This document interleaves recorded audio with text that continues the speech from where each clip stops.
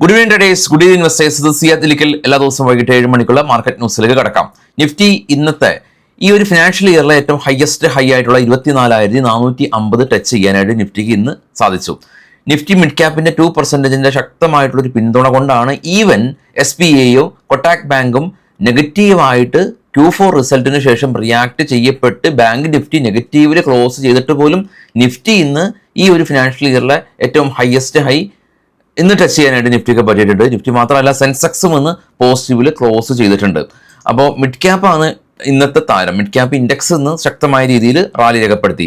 IOC, HPCL, BPCL തുടങ്ങിയ oil കമ്പനീസും paint കമ്പനീസും airlines കമ്പനീസും എല്ലാം തന്നെ ഈ ഒരു ക്രൂഡിന്റെ പ്രൈസ് ഫോൾ ആയതിന്റെ നേട്ടം കൈവരിച്ചു. M&Mന്റെ റിസൾട്ട് വന്നു. M&Mന്റെ റിസൾട്ട് ട്രാക്ടർ സെഗ്മെന്റിൽ ഈ ഒരു ഫിനാൻഷ്യൽ ഇയറിൽ അവർ കുറച്ചും കൂടി മുൻതൂക്കം കൊടുക്കുമെന്ന് അറിയിച്ചിട്ടുണ്ട്. റിസൾട്ടൊക്കെ നമ്മൾ ഡിസ്കസ് ചെയ്യുന്നുണ്ട്. സ്വിഗ്ഗിയും ഇന്ന് ശക്തമായ രീതിയിൽ ഒരു റാലി രേഖപ്പെടുത്തി. ടാറ്റ മോട്ടോഴ്സ് ഈ ഒരു താരിഫ് ഹൈക്ക് കാരണം US-ലേക്ക് GLRന്റെ എല്ലാം തന്നെ ഷിപ്മെന്റ് പോസ് ചെയ്തിരുന്നു. അപ്പോൾ ആ ഒരു ഓട്ടോ സെഗ്മെന്റിലുള്ള താരിഫ് ഹൈക്ക് ഒരു റിലാക്സേഷൻ ട്രംപ് കൊടുത്തതിനെ തുടർന്ന് ഈ ഒരു GLRന്റെ ഷിപ്മെന്റ് വീണ്ടും ടാറ്റ മോട്ടോഴ്സ് പുനരാരംഭിച്ചു എന്നുള്ള ന്യൂസിനെ തുടർന്ന് ടാറ്റ മോട്ടോഴ്സ് 1.5% ഒരു നേട്ടം ഇന്ന് കൈവരിക്കാനായിട്ട് പറ്റിയിട്ടുണ്ട്. അപ്പോൾ ഗ്ലോബലി നോക്കുകയാണെങ്കിൽ യുദ്ധം രണ്ട് ഭാഗത്താണ്. ഒന്ന്, ഉക്രൈൻ റഷ്യ വാർ. ഈ ഒരു വീക്കെൻഡോട് കൂടിയിട്ട് ഡൊണാൾഡ് ട്രംപ് പറഞ്ഞിരിക്കുന്നത് ഒരു ഗുഡ് ന്യൂസ് ഉണ്ടാകുമെന്നുള്ളതാണ് ആ ഭാഗത്തുള്ള റിപ്പോർട്ട്. എന്നാൽ ഈ ഭാഗത്തേക്ക് വരുമ്പോൾ ഇസ്രായേൽ ആയിട്ടുള്ള ഒരു യുദ്ധം ഇപ്പോൾ വീണ്ടും ഇന്നത്തെ ഒരു യുദ്ധത്തിൽ കുറച്ചും കൂടിയും ഒരു മൂർച്ഛിക്കുന്നുണ്ട്. പുതിയ മിസൈൽസ് എല്ലാം തന്നെ പതിച്ചു എന്നുള്ള വാർത്തകളും ഈ ഒരു ഭാഗത്ത് നിന്നുണ്ട്. ഇനി നമുക്ക് ഇന്ത്യയിലേക്ക് വരാണെങ്കിൽ ഇന്ത്യ പാകിസ്ഥാൻ ബോർഡർ ടെൻഷൻ നിലനിൽക്കുന്നുണ്ട്. ഈ അവിടുത്തെ നമ്മുടെ ജലനിരപ്പിനെ സംബന്ധിച്ച് ഉള്ള ഡേറ്റാസ് എല്ലാം തന്നെ കൈമാറുന്നില്ല. ജലം ഭാഗികമായിട്ട് ഇന്ത്യ കൺട്രോൾ ചെയ്യുന്നുണ്ട്. അങ്ങനെ നമ്മൾ നയതന്ത്രമായിട്ട് ഈ പാകിസ്ഥാന് ഒരു പ്രഷർ കൊടുക്കാനായിട്ട് പറ്റിയിട്ടുണ്ട്. അപ്പോൾ ഗ്ലോബലി പാകിസ്ഥാൻ ഇപ്പോൾ റഷ്യയുടെ പിന്തുണ അപേക്ഷിച്ചിട്ടുണ്ട്. ഗ്ലോബൽ രാജ്യങ്ങളുടെ പിന്തുണ പാകിസ്ഥാൻ അപേക്ഷിച്ചിട്ടുണ്ട്. അപ്പോൾ എല്ലാ ആളുകളും വളരെയധികം ക്രൂഷ്യലായിട്ടാണ് മാർക്കറ്റിനെ സമീപിക്കുന്നത്. ഏത് നിമിഷവും ഈ ഒരു പ്രശ്നങ്ങളുണ്ടാവും, ഇന്ത്യ തങ്ങളെ ആക്രമിക്കുമെന്ന് പാകിസ്ഥാൻ അന്താരാഷ്ട്ര സമൂഹത്തോട് ഉറക്കെ വിളിച്ചു പറഞ്ഞ ഒരു സ്ഥിതിക്ക് പാകിസ്ഥാൻ മാർക്കറ്റ് ഈ ഒരു ഇഷ്യൂസിന് ശേഷം ഏകദേശം 8% ഒരു ക്രാഷ് ഉണ്ടായി. ഇന്ത്യൻ റീറ്റെയിലേഴ്സും വളരെ അതീവ ജാഗ്രതയിൽ തന്നെയാണ് ഉള്ളത്. പക്ഷേ എന്നാൽ മാർക്കറ്റ് പൊട്ടും എന്നുള്ള ഒരു പെർസ്പെക്റ്റീവിലെല്ലാം തന്നെ മാർക്കറ്റിനെ ഷോർട്ട് ചെയ്ത ആളുകൾക്കെല്ലാം തന്നെ കനത്ത ഒരു വില കൊടുക്കേണ്ടി വരുന്ന ഒരു സാഹചര്യമാണുള്ളത്. കാരണം FIs നമ്മളെപ്പോഴും പറയാറുള്ള പോലെ തന്നെ FIs ഇത്ര നാളും സെല്ലിംഗ് മോഡലാണെങ്കിൽ ഇപ്പോൾ അത് ബൈയിങ് മോഡലാണ്. അത് നമ്മൾ കണ്ടിട്ടും കാണാതെ നടിക്കുന്നത് പോലെയാണ് നമ്മളുടെ ഒരു പോക്ക്. കാരണം കഴിഞ്ഞ ഒരു 3 മാസമായിട്ട് FIs വിദേശ ധനകാര്യ സ്ഥാപനങ്ങൾ ഇന്ത്യൻ മാർക്കറ്റിൽ ബയേഴ്സ് ആണെങ്കിൽ മാർക്കറ്റ് എങ്ങനെ പൊട്ടും? അവർ എല്ലാ ദിവസവും കണ്ടിന്യൂസ് ബൈ ചെയ്യുന്നുണ്ടെങ്കിൽ മാർക്കറ്റ് ഓരോ ഫോളിലുമാണ് അവർ ബൈ ചെയ്ത് മാർക്കറ്റിനെ മുന്നോട്ട് കൊണ്ടുപോകുന്നത്. അതുകൊണ്ട് തന്നെ മാർക്കറ്റിനെ ഷോർട്ട് ചെയ്ത് കൈവശം വെക്കുന്ന ആളുകൾക്ക് ഇതേവരെ അവർക്കൊരു നിരാശയാണ് ഉണ്ടായിട്ടുള്ളത്.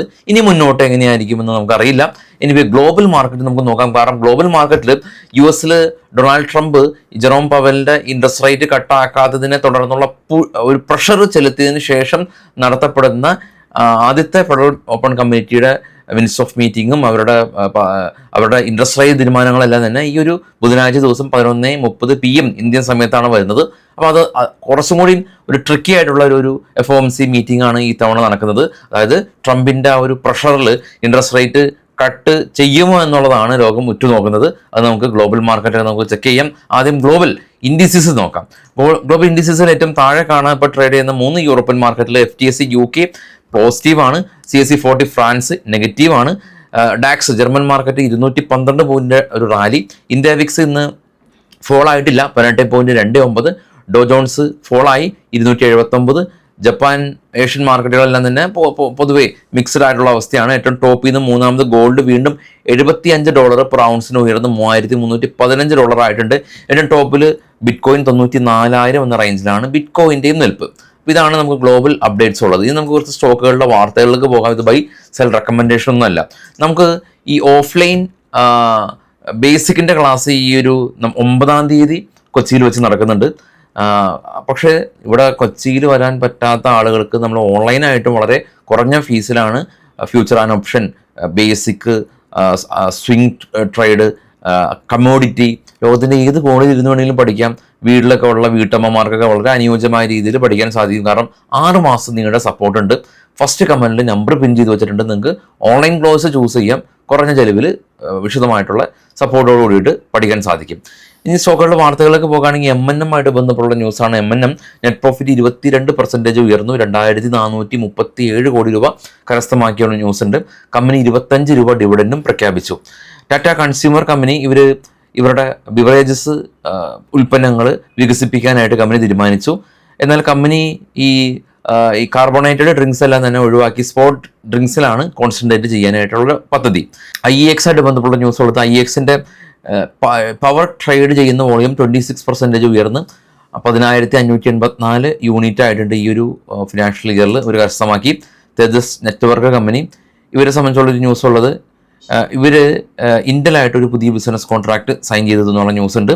ഇനോക്സ് ഗ്രീൻ കമ്പനി, ഇവർ സോളാർ സെക്ടറിലേക്ക് കടന്നു വരികയാണ്. സോളാർ പ്രോജക്റ്റുകളെല്ലാം തന്നെ ഇവർ ചെയ്യാനായിട്ട് തുടങ്ങുന്നുണ്ടെന്നുള്ള news. Bajaj consumer company net profit 13% ഒരു കുറവുണ്ടായി. 31 കോടി രൂപയാണ് ഈ തവണ കരസ്ഥമാക്കിയത്. IPOയിലേക്ക് വരുമ്പോൾ നാളെ ഏതർ എനർജിയുടെ IPO നാളെ നമുക്ക് ലിസ്റ്റിംഗ് ഉണ്ട്. അപ്പോൾ നാളെ ലിസ്റ്റിംഗ് കിട്ടുന്ന ആളുകളെല്ലാം തന്നെ അറിയിക്കണം. ഓല ഇലക്ട്രിക് കമ്പനി, ഇവരുടെ ICRA എന്ന് പറയുന്ന റേറ്റിംഗ് ഏജൻസി ഡൗൺഗ്രേഡ് ചെയ്തതായിട്ടുള്ള ന്യൂസ് ഉണ്ട്. ഹോസ്പിറ്റാലിറ്റി രംഗത്തെ കമ്പനിയായിട്ടുള്ള Indian hotel company net profit 30% ഉയർന്നു. 481 കോടി രൂപ കരസ്ഥമാക്കി.